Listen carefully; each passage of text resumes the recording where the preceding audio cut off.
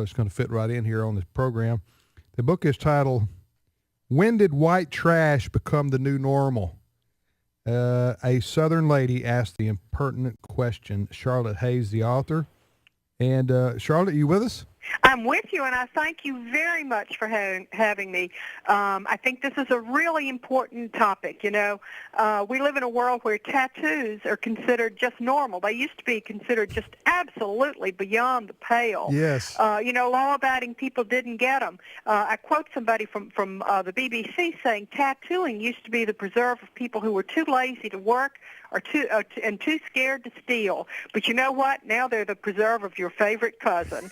And when you see him, I ran into one of my cousins at a wedding reception in Richmond, of all places. Yeah.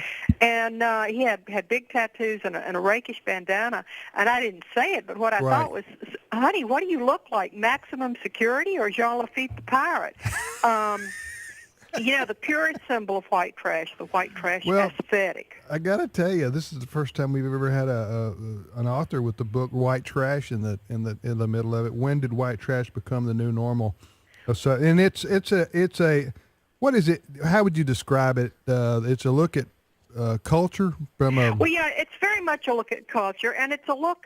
I don't want to go all Toynbee or intellectual on you, but it's basically. I hope it's funny, but the English historian Arnold Toynbee said that when a society begins to look downward for its customs and manners, then you pretty much know it's a disintegrating society. And our society's not just looking downward; it's looking towards, you know, prison and gangs for its ethics. You know, old white trash. The symbol was the ruined tractor up on our car, up on cement blocks in the front yard, and it sort of captured the white trash credo. And the white trash credo is, "Hit don't make no difference." Mm-hmm. Well, these words sum up the whole white trash worldview, and you see them today in all sorts of things. You see them in manners. You see them in people who talk on the cell phone too loud, giving your children a last name, not holding down a job, and not managing your finances or your diet. So what you're doing, I mean, you're having obviously a little fun with the title. Sure. And it is a humorous book, but you're making a more serious point, and that is social mores, manners, the way we treat one another, public conduct, those kind of things are on the downward trend in our society. Yeah, and we talk, I mean, I'll tell you another thing. There's a chapter called White Trash Buddhist. Now, I'm not against Buddhist, but we have a lot of people who know nothing about the religions in which they were brought up, but sort of have this sort of ersatz adaptation of other religions. I mean, one of the reasons I think we're in decline is that we've seen the decline of religion. I mean, you know, I don't know about you, but I grew up going to church every Sunday. Right. No, I did too. Of course, Ray was a pastor, and Ray did too, and I was a PK, so...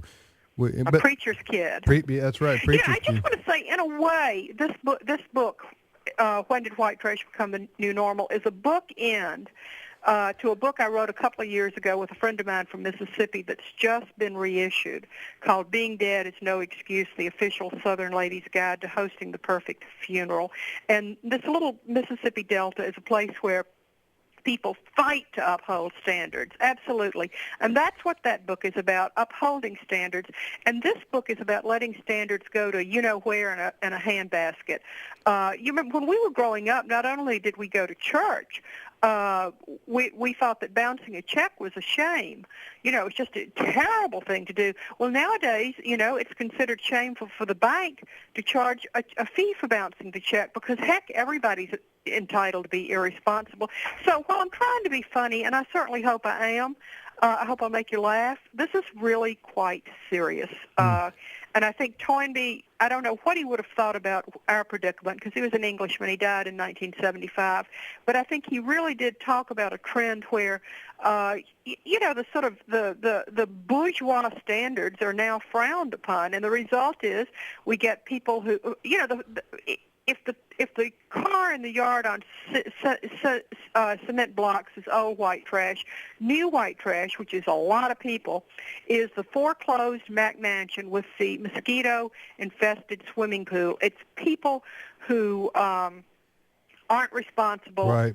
You know, and I, you know, I talk about, you know, old white trash religion might have been somebody making fun of, I'm just going to go out. Well, I don't want to make fun of anything, but people used to talk about, say, snake handlers. Right. Well, today I had a friend who's an Episcopalian, like I used to be in my past, and I had to just fight to convince her that Christ wasn't crucified on Ash Wednesday, that it was Good Friday. We're just totally ignorant of our civilization.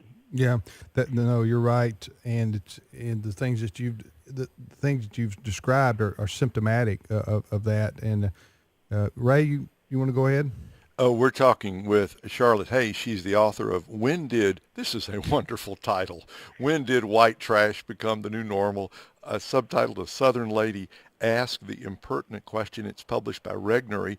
And Charlotte, this has got to be the only book in the world, the only book in the world, I'm quite sure, in which you managed to quote Thomas Jefferson and Honey Boo Boo on the same page. Yes, those are my two sort of epigraphs for the book. Jefferson saying that if a society doesn't preserve its morals and customs, it's in real trouble and it can't go on. And then I have Honey Boo Boo saying, I'd love to have an extra finger because then I could snatch up more cheese balls because, one of her siblings had an extra finger, and that's what she said upon hearing about it.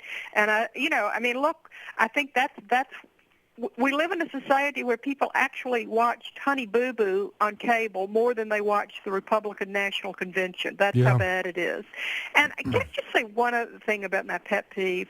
I don't know about y'all or your wives, but I grew up playing with dolls that didn't look like they were going to be run in on a morals charge. Right. My dolls had Brownie Scout uniforms, as did I.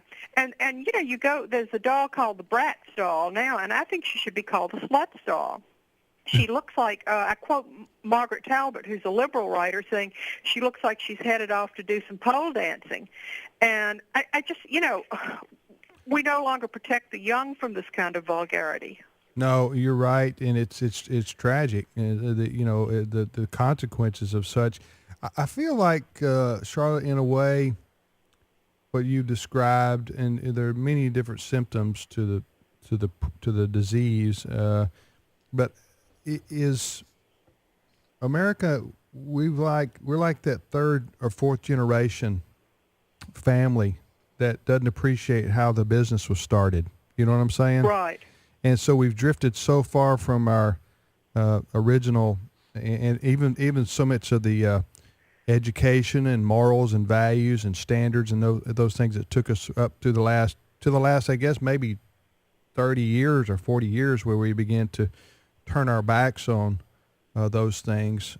Why do you think that happened? I think it happened, and I have a theory which I state in the book. I think a lot of what we see happening now, whether it's the loud cell phone conversations or bouncing checks or vulgar dolls, is because, in order not to imitate the underclass, and I hate to talk about class because President Obama does so much, but in order not to imitate the underclass, in order to look up for your manners and morals, you have to respect your society.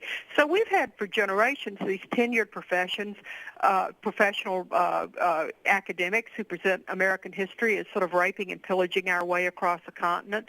The founders as sort of evil men who beat slaves. None of this is true, by the way. But I think if you look at your society's past that way, it disintegrates. And, instead of saying, gee, I'd like to be like Thomas Jefferson, you say, gee, I'd like to be like Honey Boo Boo. Yeah. Well, I can't believe that quote we got right there from you. You're listening to the radio program Today's Issues on the American Family Radio Network. I was talking to Charlotte. We're talking to Charlotte Hayes, by the way, author of the book When Did White Trash Become the New Normal? Ray Pritchard joining me as co-host. The book published by Regnery, available at bookstores everywhere. I was talking to somebody about this recently too, and they were lamenting the fact that nobody RSVPs anymore. Oh my gosh, yeah, no. I mean, we talk about that. Nobody writes thank you notes. Nobody RSVPs. I think a lot of there's just an incredible amount of rudeness. Not to get too serious, but I end the book going to this little town in Virginia where my grandfather grew up, and I'm just out walking around to see the sights and see, where he lived. It was Right. because I was shaped by him. And I get to this monument to the school he went to, and it has on the monument, I can't think of a better word, a famous quote from the guy who ran the school, and it says to the young boys, "You may not all be gentlemen. No, you may not all be scholars, but you can all be gentlemen." And nowadays the word gentleman just means male person. I mean, if Jack the Ripper were active today, we'd hear some nincompoop on television talking about the gentleman who murders prostitutes. We have no sense now of whether that you should be a lady or a gentleman. It just means female or male person. No, that's not what it means. It means having standards. I think some of this is just a rejection.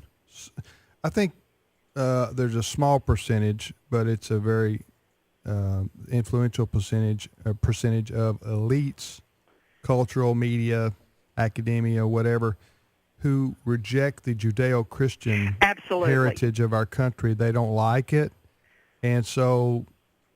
Don't you think that's a lot? Yes, and my chapter on religion, I talk about, and I'm sure y'all have had this experience, how if you get into a conversation with somebody about religion, you just have to wait 2 dreadful seconds before they offer this pompous thing. Well, I don't like organized religion, and you think, well, what is it you like? A disorganized ashram? Sorry. Duly noted. I'm going to use that next time I run into that works. person. Well, no, I remember listening. The guy in my building who's sort of is sort of a combination of a Buddhist and a bunch of other things, and he was saying, I just hate organized religion. And he said, I hope I'm not being overly intellectual. I said, let me put your mind at rest about that. I just pulled up, and I could cite many sayings or writings that would support what we're talking about here, that Charlotte and Ray and I are talking about here on the program. But this is from George Washington. Yes, that George Washington. And he was giving his farewell address to the country.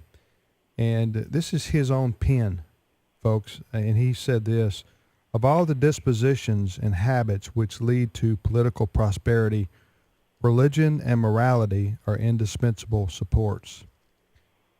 Indispensable supports. So if we lose our religion and our morality, Charlotte, we end up with social chaos ultimately, and I guess near anarchy one day. Well, I think a lot of what we see is the loss of a religious basis to society. I mean, how can you have values that are really worth preserving and fighting for if they don't have some basis in a transcendent belief? Right. I mean, RSVPing might sound really trivial, but guess what? If you believe in respecting people and not having somebody spend a lot of money on a dish you're not going to eat, then you do it. Yeah, I know. So, I think the decline of the churches is just, behind a lot of this. I talk about how I didn't grow up Baptist, but the Baptists did an absolutely wonderful thing. They always said if you took an Episcopalian to church for the sword drill, you'd lose automatically because they didn't know anything about the Bible. And my sister said, oh, boy, did I lose a lot of sword drills for them because they'd be fool enough to take her as a guest. But you know what? What happened is these people who grew up with this absolutely know the history and the civilization. And I'm Roman Catholic now, but I grew up Episcopalian. And I always say I learned about religion the way a medieval peasant did, by going to church, by seeing the colors change, with the altar hangings. And, it was pretty darn good, and it's given me a compass. Right. Amen. Charlotte Hayes is with us. When did white trash become the new normal? That's the title of her book. A Southern lady asked the impertinent questions. Ray, you got any more questions for Charlotte? Yeah, I hope they're Charlotte. impertinent. Are we too far gone down the road of honey boo-booism, or can we turn back from the white trashification of American culture? What do we do? Well, that's the question, and I don't know the answer. I think our turning back, it doesn't depend on, I talk about people going to sort of table manners classes and that, and I totally 100% approve of that. It's a great thing, but I think it has to be something deeper. I think we have to start realizing that you know, that the people who came to Plymouth Rock and Jamestown were not, you know, pillagers. It was a noble experience.